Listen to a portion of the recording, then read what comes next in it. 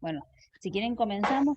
Y también posiblemente una recomendación o algo que yo haría como estudiante, creo, es que hay un texto de Fernanda que se llama 100 años de sociología latinoamericana. Seguramente no es así de tal cual el nombre, pero es con 100 años de sociología latinoamericana, que digamos es como si fuera el esqueleto de la materia, porque, o sea, estaría bueno que ustedes lo lean al principio, lo lean al final, porque ahí es como que después van como agregando, van viendo por qué vemos en tal unidad tal cosa, es como si fuera una estructura, un árbol que ustedes le van a ir agregando con otros textos, con otros temas. Así que me parece que eso sirve para estructurar bastante la lectura y después para repasar. Así que eso estaría bueno y más. Profe, Sí, sí, Daniela. eh, yo tenía una duda que si la posibilidad de rendir las primeras 3 unidades es exclusivamente ahora en esta mesa. No, no, ayer Fernanda lo comentó de que nosotros, si bien esta posibilidad en principio lo habíamos comenzado con el grupo Traces, lo ha extendido a todo el grupo, así que lo pueden hacer, bueno, este año o el año que viene, así que no hay problema. Incluso Ah, podrían rendir este año las primeras 3 unidades y en febrero o marzo o en la primera mesa del año que viene, que todavía no sabemos bien el esquema de cómo será, rendir las últimas dos. pero por ejemplo, ¿se puede rendir las primeras 3 unidades recién en febrero? Eso no. Sí, sí, también. Sí, sí, Ah, también, suponte, pero acuérdense también que para las 3 primeras unidades no tiene que ser en una mesa. Puede ser en una mesa, pero ustedes no tienen que estar formalmente inscritos, ah, porque si no le vamos a tener que poner el ausente o el desaprobado si que nos rinden la materia completa. Así que ah. no se tienen que inscribir y simplemente nos avisan por correo electrónico, nos mandan un mensajito de que que ya están preparados o preparadas para rendir y nosotros sabemos que ese día nos comunicamos con ustedes para rendir las 3 primeras unidades. Por supuesto que todo lo que hablemos ahora puede ser reforzado en consultas y demás, simplemente hoy vamos a dar como una orientación, pero no se preocupen de que este esquema es para ahora, para diciembre, Bien, gracias. de nada. Bueno, si quieren comenzamos con las primeras preguntas. Eh, les leo un par de preguntas que tienen que ver y si quieren y conversamos, a ver si ustedes tienen pistas por dónde viene la pregunta y si no con Maxi también les tiramos nosotros por dónde tendrían que ir mirando. Ahí. Dice, ¿cuándo surge el latinoamericanismo contemporáneo? ¿En qué aspecto se diferencia el latinoamericanismo respecto del hispanoamericanismo? ¿Qué elementos tienen en común? Y la pregunta número 2 también dice, ¿cuáles son los principios ideológicos del panamericanismo? ¿En qué organizaciones se materializan? Esas dos preguntas están íntimamente relacionadas, así que las podríamos conversar ahora. ¿A alguien se le ocurre algo para comentar respecto de esas preguntas? ¿Las tienen a mano las preguntas? No. No, yo no las tengo, mano. Bueno, pero fíjense, en el campus están, así que después cuando la pueden buscar de ahí.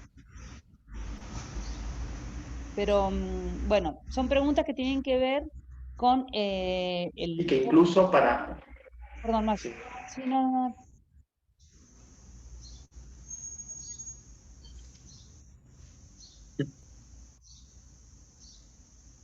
Maxi, te has quedado como congelado. No sé si...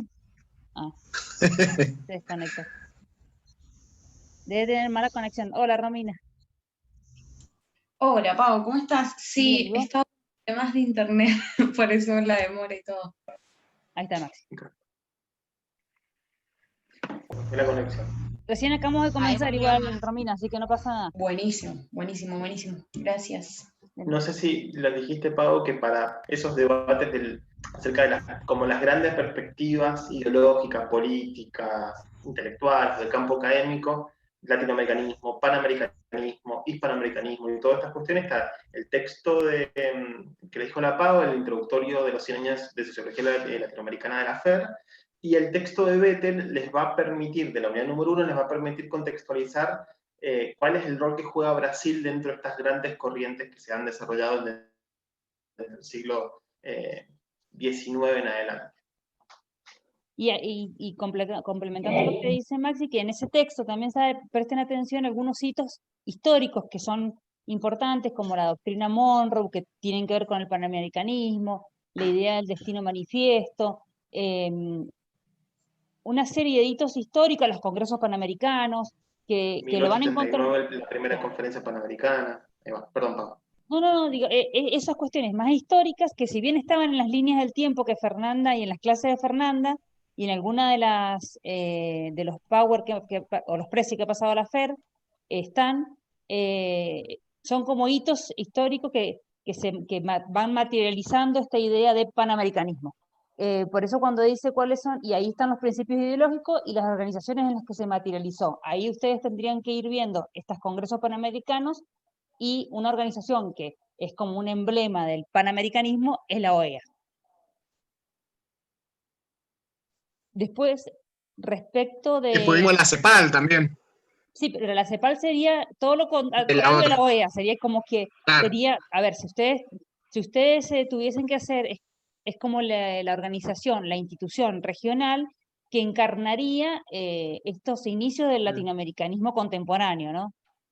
Y viene más del lado de las Naciones Unidas porque forman parte del esquema de comisiones regionales que se van a crear post Segunda Guerra Mundial, pero que hay como una CEPAL, digamos, hay como una Comisión Económica para la África, una Comisión Económica para América Latina, que es la CEPAL, ¿no? Entonces, es como la gran competidora de la OEA. Pero con un perfil bien latinoamericanista cuando se va a fundar digamos, justo post Segunda Guerra Mundial. Y ahí tienen, está relacionado con la pregunta, porque serían como los inicios del latinoamericanismo contemporáneo. Tal vez el proceso más complejo, o más difícil de rastrear en los textos, es el del hispanoamericanismo, y recuerden que es esta como corriente intelectual, ideológica, dentro del campo académico, que sigue apegado o apegada a España y Portugal, incluso en los periodos post-independentistas, ¿cierto? Del siglo XIX, primeras décadas del siglo XIX, donde emergen las primeras independencias políticas de los países latinoamericanos, se van constituyendo las primeras repúblicas, incluso si a finales del siglo XIX se van constituyendo los primeros estados latinoamericanos, donde todo ese proceso aún continúa. Una buena parte de la intelectualidad latinoamericana apegado o apegada a las cuestiones ibéricas, principalmente por una cuestión cultural, la cuestión de la lengua y por la Iglesia Católica. Son como los tres ejes que permiten la continuidad del hispanoamericanismo en territorio latinoamericano, y que incluso hacia ya finales del siglo XIX se va a contraponer a la emergencia del panamericanismo. O sea, ahí va a estar la disputa ideológica, tal vez a finales del siglo XIX, entre Estados Unidos, guiado por el panamericanismo, y España, el mundo de la América española, si se quiere, como se decía antes, en territorio latinoamericano, ligado a España, digamos. Y recuerden... después con la inclusión de Brasil sería el latinoamericanismo. Perfecto. Debo decir. Sí, y ahí te viene bien el texto de Leslie Bettel, que va a explicar precisamente ese proceso de por qué Brasil... cuestiones también de geopolítica, también de cuestiones culturales y demás, no estaba identificados con los países sureños, por ejemplo, ¿no? Y cómo a partir de la Segunda Guerra Mundial, de la Segunda posguerra, esto comienza a girar. Perdón, Maxi, que vos querías decir algo. Estaba pensando que en el texto de Bettel hay mucho dato, hay mucho autor y autora, que tal vez está buenísimo, me parece un texto, está buenísimo el texto en general. Sí, acuérdense, lo que relata Bettel en la primera parte del texto es como de alguna manera Brasil tiene como una inclinación ideológica, académica, intelectual más hacia Estados Unidos al principio, y luego en el periodo de posguerra como que se reconstituyen estas grandes instituciones latinoamericanas que se paren adelante, digamos, que van a permitir la emergencia de ese latinoamericanismo contemporáneo. Y no se confundan, perdón, Pau, y no se confundan con el latinoamericanismo contemporáneo que puede emerger con ese documento de la CEPAL del 48 con las denominaciones o las batallas de las denominaciones en América Latina, que puede ser confusa. Porque si leen algún otro texto se van a dar cuenta que en 1835 ya emergía la idea, el nombre de América Latina para la región, pero con connotaciones del imperialismo francés. No se está refiriendo en absoluto a eso, cuando nos estamos refiriendo a eso cuando estamos hablando del latinoamericanismo contemporáneo. Este es un proceso que emerge en el 48 en adelante, 1948 en adelante.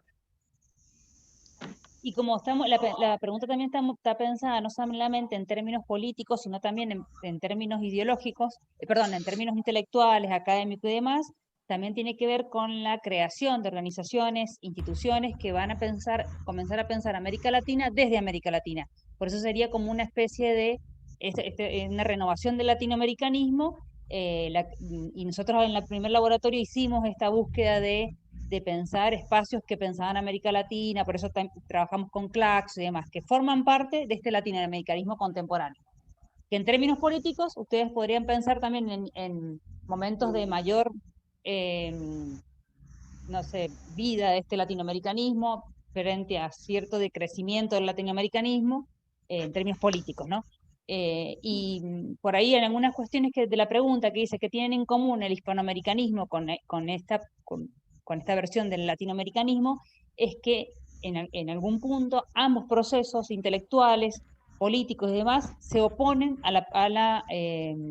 la pretensión norteamericana sobre la región, ¿no? Sería al panamericanismo.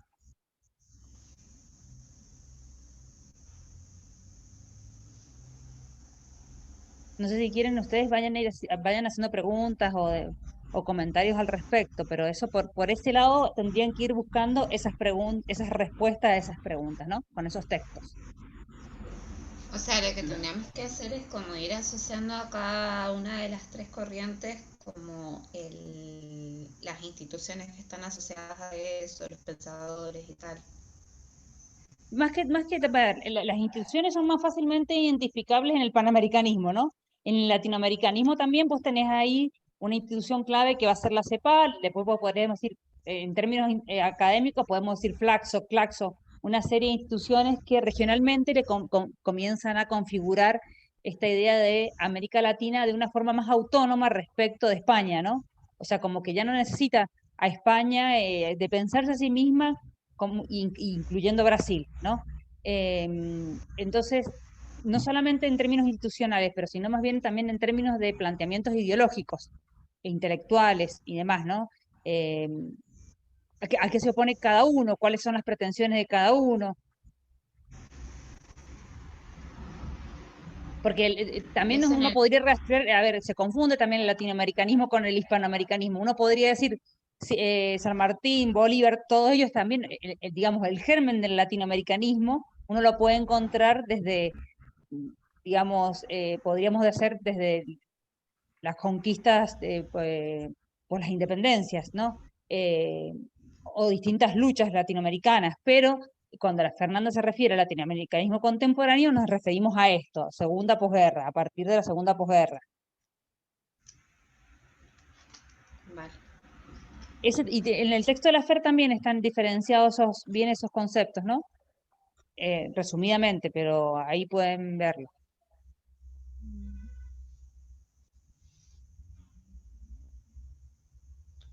Los textos que hemos utilizado para los laboratorios también, digamos, son obligatorios. Las lecturas básicas solamente. Bien. Recuerden que son las lecturas obligatorias más las básicas.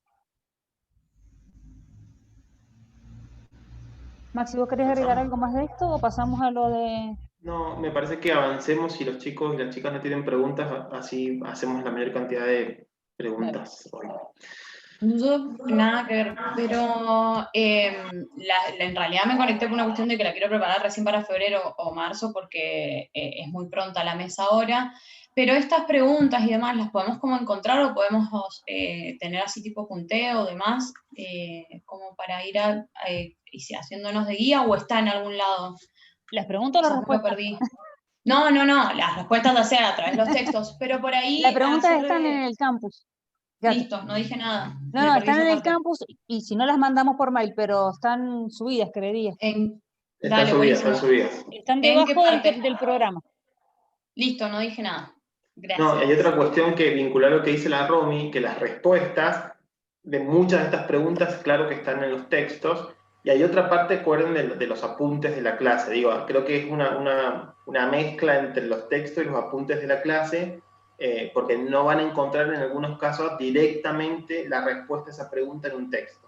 Así que... Y hay una solapa que dice materiales pedagógicos que también tiene varios documentos que tratan estos temas. Que por ahí Y está nosotros bueno. ahí hemos puesto algunos temas, los presi, que por ahí se lo hemos pasado a PDF, están subidos ahí.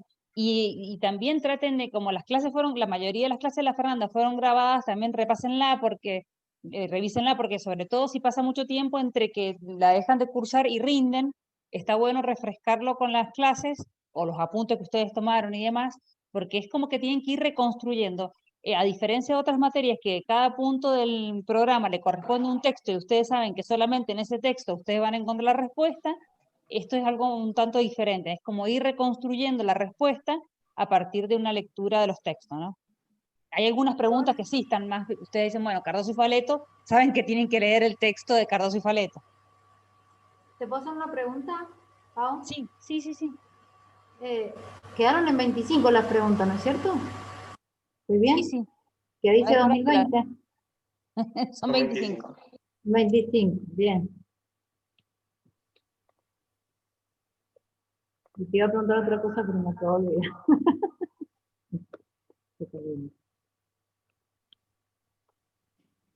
Bueno, después tienen las preguntas sobre la modernización.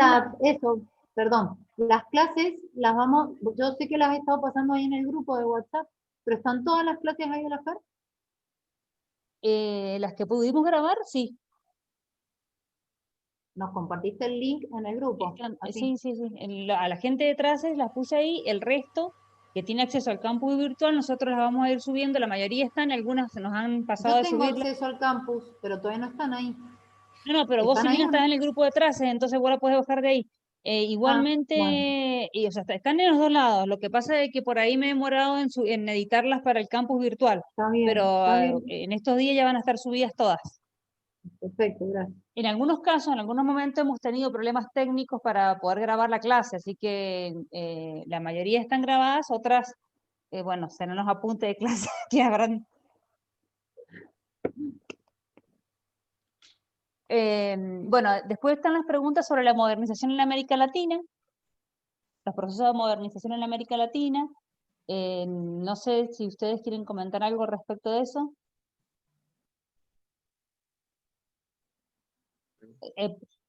A ver, ahí lo podríamos vincular también con la teoría de la modernización, pero también con procesos históricos, ¿no? ¿A qué le suena modernización, los procesos de modernización en América Latina? ¿A qué le suena la palabra modernización?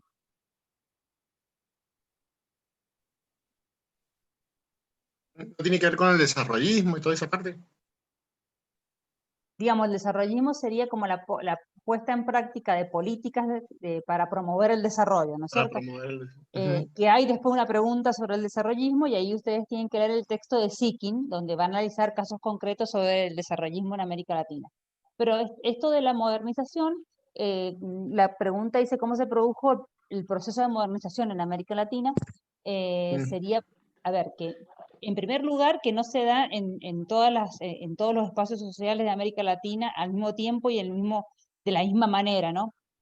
Y con procesos de modernización, si lo estamos pensando en términos de lo que se piensa, por ejemplo, en la teoría de la modernización, tendríamos que pensar con los procesos de urbanización, los procesos de migración interna, los procesos de separación de la iglesia, todos aquellos procesos que tienen que ver con la adquisición de nuevos roles, bueno, cambios en la demografía, cambios en las... Esto no se va a dar en América Latina, como a lo que apunta un poco la pregunta, de la misma manera y en los mismos tiempos, ¿no? Y en el mismo tiempo. Si alguno o alguna tiene alguna idea un poco más acerca de la historia latinoamericana y la conformación de los estados en América Latina, también puede ser parecido a este proceso. O sea, en esa bisagra entre el siglo XIX y el siglo XX, no en todos los países de América Latina se desarrollaron estructuras estatales de la misma manera. No hubo un proceso en donde hubo una centralización y acumulación del capital político que les permitiera generar instituciones, derechos, la secularización. Digo, hubieron algunos países en los cuales se desarrolló de esa manera, pero hubieron otros países, especialmente los de la región andina, que incluso ya cerca de mediados del siglo XX van a tener estructuras estatales como las conocemos en la actualidad. Entonces, tiene que ver con un poco para observar esa heterogeneidad histórico-estructural, esa dualidad que incluso Quijano habla en sus textos. A eso apunta un poco la pregunta, la respuesta, para que ustedes puedan llegar a esta idea de heterogeneidad estructural, ¿no? De que conviven en modos, en relaciones sociales de distintos tiempos históricos, de distintos modos de producción, ¿no? Y también, como la pregunta tiene como una segunda parte que dice qué impactos se dieron en el campo cultural y en la universidad, también ahí podrían relacionarlo con procesos de ingreso de ciertos sectores sociales a la universidad en los años 60, la masificación de las universidades, también en el campo cultural la profesionalización, la especialización, la creación de campos específicos para determinadas cuestiones que antes solamente estaban reunidas en algunas pocas instituciones. Entonces, la creación de revistas científicas, si lo vinculamos a la sociología, podemos decir, bueno, esto también se da con la creación de los institutos de sociología, la profesionalización, la creación de espacios específicos, que ya no sea solamente filosofía o literatura, sino que campos específicos para cada una de las disciplinas. También podríamos pensar con modernización la entrada de las mujeres a la universidad, ¿no? O sea, procesos que van a ser más notorios de algunos en los años 60, por ejemplo, pero digamos, es como todo un proceso de larga data, ¿no? Así que un poco ahí tendrían que ver, no sé si en qué texto lo podrían ver, no, o sea, no es que hay un texto específico donde ustedes podrían leer esto, pero cuando ustedes, por ejemplo, lean algo de Gino Germani o alguno de los textos que tienen que ver con la modernización, pensar, y también incluso cuando lean el texto de Mariátegui, cómo se dio esto en América Latina. Fíjense que en el texto de Fernanda también hace alusión a esta idea de la modernización en América Latina.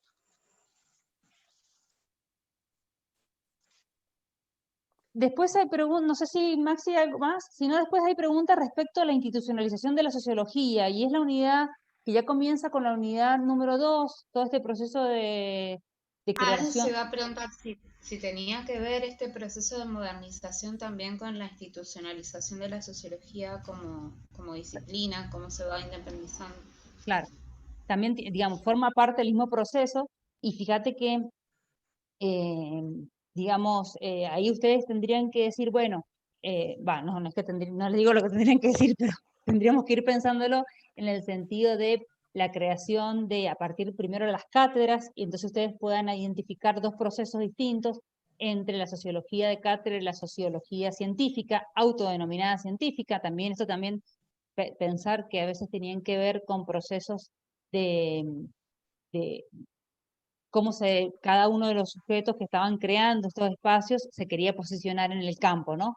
Y también formas distintas del quehacer sociológico, uno más ligado al ensayismo, otro más ligados a la investigación científica, empírica y demás.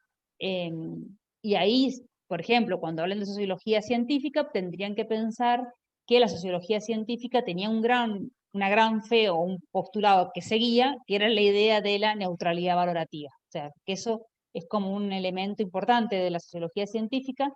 No digo que sea posible ser neutral valorativamente, sino que defendían fuertemente la idea de la neutralidad valorativa. Y pensaban que esa neutralidad valorativa se lograba dentro de las investigaciones a partir de la implementación de técnicas de investigación empíricas. Entonces está toda la reflexión acerca del método, el diseño metodológico, las estrategias metodológicas son empíricas, de reconstrucción y construcción de datos en el campo, a partir de encuestas, de entrevistas y toda la cuestión. Entonces era la forma a partir de la cual se lograba generar cierta objetividad en los resultados de las investigaciones y por lo tanto en la construcción del conocimiento científico, y que eso era uno de los elementos principales que los diferenciaba de aquellas corrientes que en muchos casos nacionales para las ciencias sociales en general era como la tradición, que era la tradición ensayística, más histórico-ensayística. Y también, perdón, no sé si alguien dijo algo, pero también esto va a ser un punto también de distintivo en relación a la sociología que va a venir después, que nosotros le denominamos, que se ha sido denominada en las periodizaciones como la sociología crítica, donde ustedes tendrían que ubicar a la sociología, a la teoría de la dependencia, o las teorías de la dependencia. ¿Por qué? Porque había una fuerte conexión entre la ideología, el posicionamiento ideológico y la construcción de un análisis científico, ¿no? En el sentido de que quienes realizaban análisis sociológicos eran a su vez militantes, y eso no estaba mal visto, ¿no? O sea, quiero decir, no había problemas científicos en serlo, y, a contraposición de la sociología científica, ¿no? Que consideraba que, bueno, se podía hacer política, pero eso tenía que estar separado del análisis científico. Recuerden que esta división, así como estamos metiendo unidad 2 y 3 todas juntas, pero recordemos que este tipo de relaciones entre la sociología más histórico-ensayística, la sociología científica, la sociología crítica, todas se insertan dentro de la competencia entre los campos científicos, entre los campos académicos. Digo, recuerden que son todos investigadores e investigadoras que están buscando legitimar, privilegiar cierta mirada acerca del mundo sobre América Latina, y que eso tiene que ver específicamente con los lugares que ocupan dentro de sus instituciones, como profesores, con los primeros que tienen títulos de posgrado. Digo, hay todo un juego de competencia científica que además, digo, es importante tener en consideración porque es la arena en la cual se desarrollan estas discusiones. Porque efectivamente, cuando se van unos, ingresan otros dentro de esas cátedras. Entonces, digo, es una discusión teórica, porque bueno, es una cuestión de perfiles incluso para observar las ciencias sociales en general, pero además contribuyen una manera de contribuir a pensar eso es a partir de las posiciones que tienen estas personas dentro del campo científico, dentro del campo académico. Y eso cuando leen el texto, por ejemplo, sobre la creación de la carrera de Sociología en la UBA, queda muy claro respecto de la trayectoria de Gino Germani. O sea, cómo entra uno porque sale el otro, y entonces cómo se van creando nichos. Esto se justifica teóricamente, pero también tiene que ver con el lugar que quiere ocupar cada uno dentro del ámbito de la universidad, en el ámbito incluso dentro de quién ser el padre de la sociología argentina, ¿no? Después, vinculado a esa pregunta, está que ustedes puedan diferenciar entre sociología en América Latina, sociología latinoamericana y los Latin American Studies. Más o menos, ¿se ubican por dónde puede venir la pregunta respecto de eso? ¿Va por el mismo lado de, bueno, de empezar a producir desde ahí para América Latina, por ahí? Sí, va por ese lado, que sería como una postura no solamente geográfica, de decir un investigador latinoamericano que vive en América Latina y hace investigación latinoamericana, sino que toma como objeto de estudio América Latina. A diferencia de la sociología en América Latina, que sería, por ejemplo, si yo hago una sociología, estudios no sé, estudios del deporte, supongamos, no quiero decir género porque ahora también las cuestiones de género... ¿Podrías repetir la pregunta? Bueno, tiene que ver con la pregunta número 4 que dice, cuando ustedes la vean van a ver que puedan diferenciar entre sociología en América Latina, sociología latinoamericana o los Latin American Studies. Los Latin American Studies son aquellos estudios que se hacen fuera de América Latina, ¿no? Que hay toda una trayectoria de estudios, que creo que lo vimos algo en la unidad cuando hicimos el laboratorio, número 1, que son estudios sobre América Latina, pero que se hacen en países centrales. La sociología en América Latina es la sociología que hacemos cualquiera de nosotros que vive en América Latina, pero que no tiene como objeto de estudio América Latina, ¿no? Y entonces ahí, por ejemplo, pueden hablar cuando se empezaron a crear las cátedras de sociología en América Latina, la carrera de sociología en cada uno de los países y demás. Eso es distinto a pensar como cuando se comenzaron a crear, a ver, en los primeros años va en paralelo, ¿no? Porque también quienes hacían sociología en América Latina también comenzaron a participar de estos organismos regionales y también estudiaban América Latina como región. Pero no es lo mismo el pensar América Latina como un objeto de estudio que cada una de estas sociologías que se puede hacer